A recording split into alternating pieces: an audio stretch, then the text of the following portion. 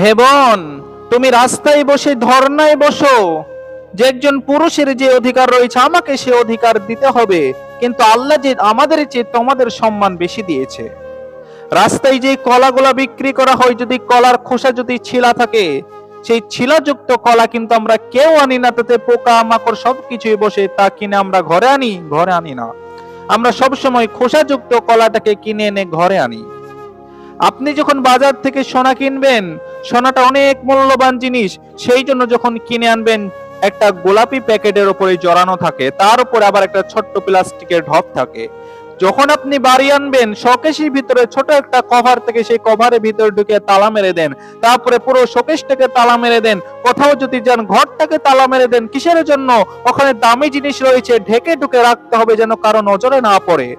আল্লাহ তোমাকে যে দাম দিয়েছে, তোমাকে যে আল্লাহ অনেক সম্মান দিয়েছে, আল্লাহ যে তোমাকে অনেক অধিকার দিয়েছে, সেই জন্য তো তোমাকে ঢেকে রাখতে বলেছে। সবাই দেখে নেবে, সেই জন্য তোমাকে ঢেকে রাখতে বলেছে। তোমার সম্মান কমে না, ঢেকে রাখলে তোমার সম্মান করে না, বরঞ্চ তোমার সম্মান বেড়ে যায়। যেমন করে সোনার সম্মান বেড়ে গেল ঢেকে রাখার কারণে। একটা লোহাকে শোকেশের ভিতরে আমরা কেউ রাখি? শোকেশের ভিতরে লোহা রাখি না। শোকে লোহা যেখানে সেখানে পড়ে থাকে, কিন্তু সোনা আমরা শোকেশের ভিতরে রেখে দিই। তোমার সম্মান অনেক রয়েছে।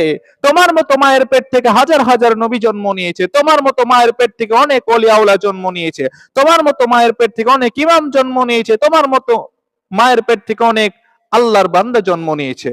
কেন তুমি বোঝো না? প্রায় 1,24,000 নবী রাসূল পৃথিবীতে এসেছে, তোমার মতো মায়ের পেট থেকে জন্ম নিয়েছে।